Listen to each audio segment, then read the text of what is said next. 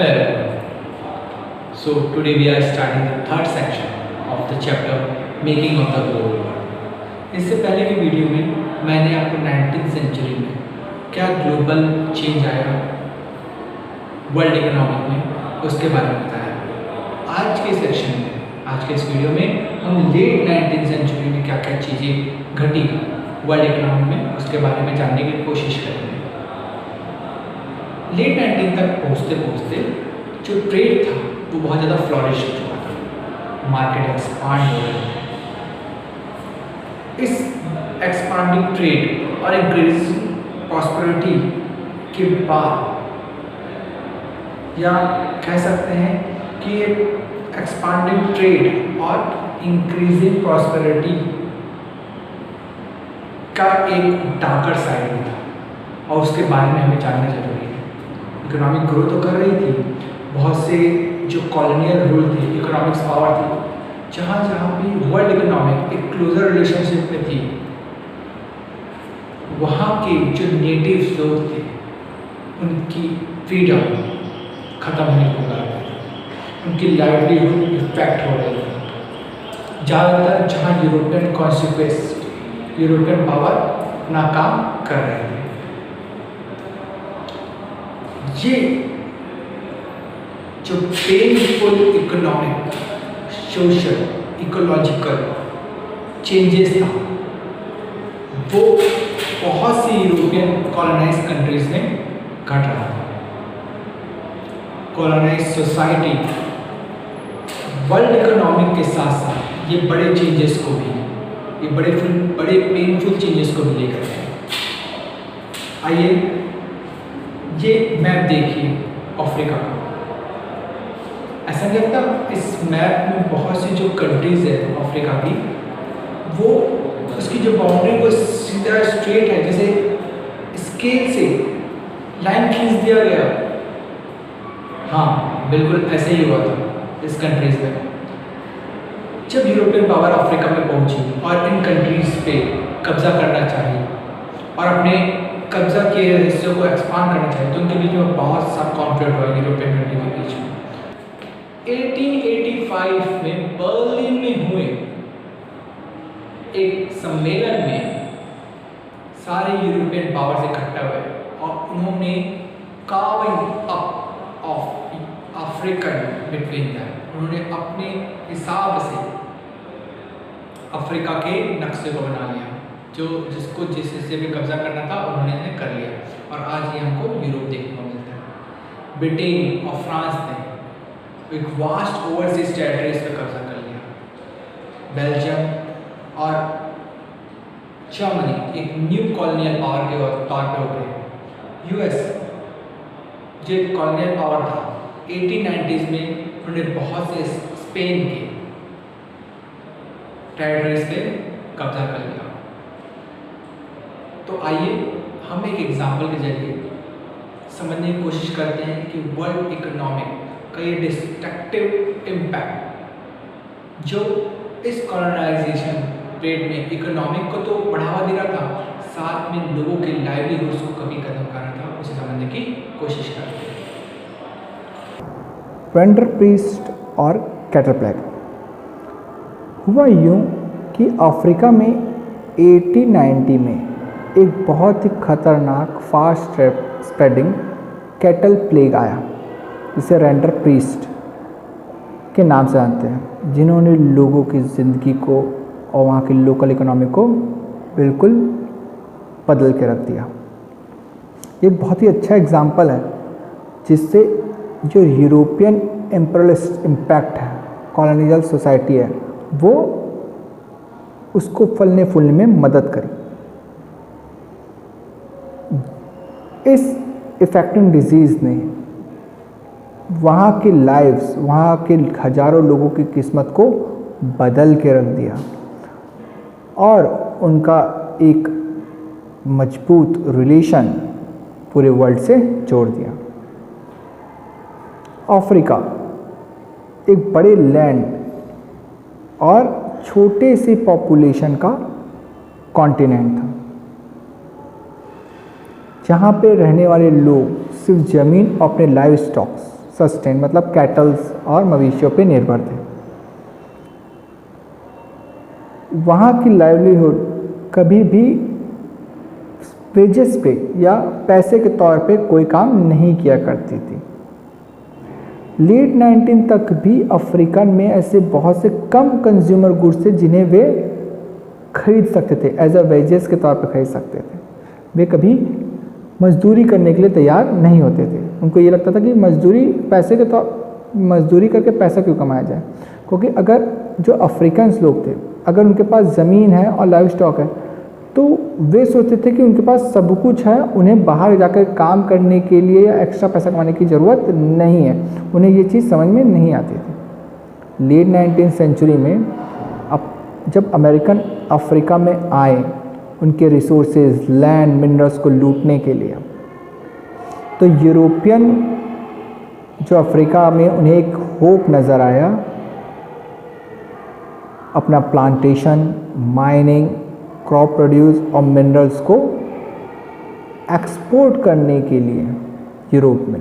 वे वहाँ प्लांटेशन कर सकते थे, माइनिंग कर सकते थे, क्रॉप प्रोड्यूस कर सकते थे और मिनरल्स को भी एक्सट्रैक्ट कर सकते थे और उसे वापस एक्सट्रैक्ट कर सकते थे यूरोप में। पर उन्हें एक अनएक्सपेक्टेड प्रॉब्लम को झेलना पड़ा, वह है शॉर्टेज ऑफ लेबर, क्योंकि वहाँ कोई भी लोग मजदूरी करने के लिए तैयार नहीं होते थे। एम्प्लॉयर्स जो थे वे उन्हें रिक्रूट करते लेबर्स को करना चाहते, पर वो कर नहीं पाते। उन्होंने बहुत से नए नए हथकंडे अपनाए, जैसे उन्होंने टैक्स बढ़ा दिया। जो वर्कर टैक्स नहीं दे पाता उन्हें मजबूरन माइनिंग और प्लांटेशन में काम करना पड़ता। उन्होंने एक इनहेरिटेंस लॉ लेकर के आए, जिसके कारण सिर्फ एक ही मेंबर जो है फैमिली का वो अलाउ था अपने इनहेरिटेंस लैंड के मालिक होने पे, और बाकी जो मेंबर्स है उन्हें लेबर मार्केट में ढकेल दिया गया। और माइनिंग वर्कर्स को ज़्यादा इजाज़त नहीं थी कि वे फ्रीली मूव कर सकें, उन्हें बाड़े में बंद करके रखा गया। अब आया यहाँ पे एक बड़ा इम्पॉर्टेंट फेज, वो है कैटल डिजीज़, रेंडेपिस्ट। रेंडेपिस्ट जो है वो अफ्रीका में 1880s में आया। ब्रिटिश एशिया के जो इटालियन सोल्जर थे उनको खिलाने के लिए जो कैटल लाया गया, उससे ये इन्फेक्शन अफ्रीका में पहुंचा और अफ्रीका के ईस्ट कोस्ट में रेंडेपिस्ट सबसे पहले दिखाई दिया, और वो जंगल की आग की तरह अफ्रीका के अटलांटिक कोस्ट में 1892 तक पहुंच गया और 5 सालों में जो कैप सदर्न मोस्ट टिप है अफ्रीका का, वहाँ पे भी पहुँच चुका था। इस बीमारी ने, इस रेंडेपिस्ट ने 90% ऑफ कैटल्स को मार दिया गया। इस बीमारी से कैटल्स मर गए। कैटल के ख़त्म होने के बाद अफ्रीकन्स की लाइवहुड बिल्कुल तबाह हो गई। जो प्लांटर्स थे, माइन ओनर्स थे, कॉलोनियल गवर्नमेंट थी, उन्होंने बचे कुचे जो मवेशी थे कैटल से उनको कब्जे में कर लिया और अपनी पावर और फोर्स का इस्तेमाल करके अफ्रीकन्स को लेबर मार्केट में ढकेल दिया। उन्होंने पूरी तरीके से कंट्रोल कर लिया कैटल रिसोर्सेज पे और यूरोपियन कॉलोनियर ने इस तरीके से अफ्रीका में अपना कंट्रोल स्थापित कर लिया। यही स्टोरी हमें बहुत से वर्ल्ड्स 19 के जो वर्ल्ड है वहाँ पे देखने को मिलती है। आइए हम इंडेंचर्स लेबर माइग्रेशन फ्रॉम इंडिया के बारे में पढ़ लेते हैं। इंडेंचर्स लेबर क्या होता है? ऐसे लेबर जिन्हें हम एक बंधुआ मजदूर कह सकते हैं, जिन्हें कॉन्ट्रैक्ट के तौर पे लाया गया। तो इंडिया में माइग्रेशंस के तौर पे बहुत से इंडेंचर्स लेबर्स को लाया गया। 19th सेंचुरी 2 फेजेस में बटे हुई थी, जैसे कि हमने अभी तक देखा है कि वर्ल्ड का एक हिस्सा जो बहुत ही फास्ट ग्रो कर रहा था इकोनॉमिक तौर पे, बहुत ज़्यादा पैसा कमा रहा था, दूसरा हिस्सा पॉवर्टी के तौर पे पीड़ित था। टेक्नोलॉजी एक जगह एडवांस हो रही थी और दूसरी जगह कुछ लोग नए नए उत्पीड़न का शिकार हो रहे थे। 19th सेंचुरी में कई हंड्रेड और थाउजेंड्स ऑफ इंडियंस और चाइनीज़ लेबर को plantation, mining, road, railway construction करने के लिए वर्ल्ड के कोने कोने में ले गया। इंडिया में भी इंडेंचर्स लेबर जो है वो हायर किए गए एज अ कॉन्ट्रैक्ट। उन्हें प्रॉमिस किया गया कि वे 5 साल तक लेबरिंग काम करके एज अ प्लांटेशन वर्कर वापस अपने देश आ जाएंगे। बहुत से इंडेंचर्स जो लेबर थे वो आज के present reason Uttar Pradesh, Bihar, central India और कुछ ड्राई डिस्ट्रिक्ट ऑफ तमिलनाडु के थे। मिड 19th सेंचुरी में एक बहुत बड़ा अनएक्सपेक्टेड चेंज आया जिसने कॉटन इंडस्ट्री को ख़त्म कर दिया। लैंड रेंट अचानक बढ़ गया और बहुत सी ज़मीनों को क्लियर कर लिया गया माइनिंग और प्लांटेशन के लिए। ऐसे में जो गरीब लोगों की स्थिति थी वो बहुत ज़्यादा बुरी हो गई क्योंकि वे रेंट पे नहीं कर पा रहे थे। वे कर्ज में डूबते गए और उन्हें फोर्सफुली मजबूरी के तौर पे migration as a indenture labour work करना पड़ा। मेन डेस्टिनेशन जो इंडियन इंडेंचर लेबर की थी वो थी कैरिबियन आइलैंड्स, मॉरिशस और फूजी। तमिल माइग्रेंट्स लोगों को साइलोन और माल्या आइलैंड्स में ले गया गया। कुछ लोगों को आसाम में प्लांटेशन का वर्क दिया गया। रिक्रूटमेंट करने के लिए एजेंट इंगेज किए गए ब्रिटिश गवर्नमेंट के द्वारा, ठीक है, जो उन्हें काम का प्रोत्साहन देते और इसके बदले में उन्हें थोड़ा बहुत कमीशन मिलता इन एजेंट्स को। जो बहुत से एजेंट्स थे वे उन्हें उम्मीद दिलाते कि वे अपनी गरीबी से, अपने इस जो गांव में स्थिति उससे बाहर निकल सकते हैं। उन्हें झूठा दिलासा दिलाया जाता, उन्हें झूठी इन्फॉर्मेशन दी जाती अपने फाइनल डेस्टिनेशन के लिए, मोड ऑफ ट्रैवल मतलब किस तरीके से यात्रा होगी, उनका काम क्या होगा, वो उनकी लिविंग कंडीशन कैसी होगी, सबकी झूठी जानकारी दी जाती, ठीक है। उन्हें ये नहीं बताया जाता कि उन्हें एक बड़ा लंबा समुद्री सफ़र करना होगा। और कुछ अगर माइग्रेंट जो लेबर्स हैं वे अगर इच्छा नहीं करते काम करने के लिए तो उन्हें किडनैप कर लिया जाता, उन्हें फोर्सफुली बंधक बना करके ले गया इन जगहों पे। 19th सेंचुरी में इंडेंचर्स लेबरिंग को एक नया सिस्टम ऑफ स्लेवरी, एक नई गुलामी के तौर पे देखा गया, जहाँ पे जब लोग प्लांटेशन के लिए आए तो लेबर ने देखा कि यहाँ पे जो उन्होंने कल्पना की थी उसके विपरीत चीज़ें हो रही हैं। उनकी लिविंग, उनकी वर्किंग कंडीशन बहुत ही ज़्यादा बुरी है, उनके पास कोई भी लीगल राइट्स नहीं है। कुछ वर्कर्स लोगों ने अपना अपना तरीका बचने का देख लिया। कुछ लोग भाग कर जंगल में चले गए, पर जब पकड़े जाते तो उन्हें पनिशमेंट दिया जाता, बहुत ही बुरे पनिशमेंट दिए जाते हैं। कुछ अदर डेवलप कर लिए अपने न्यू इंडिविजुअल और कलेक्टिव सेल्फ एक्सप्रेशंस में।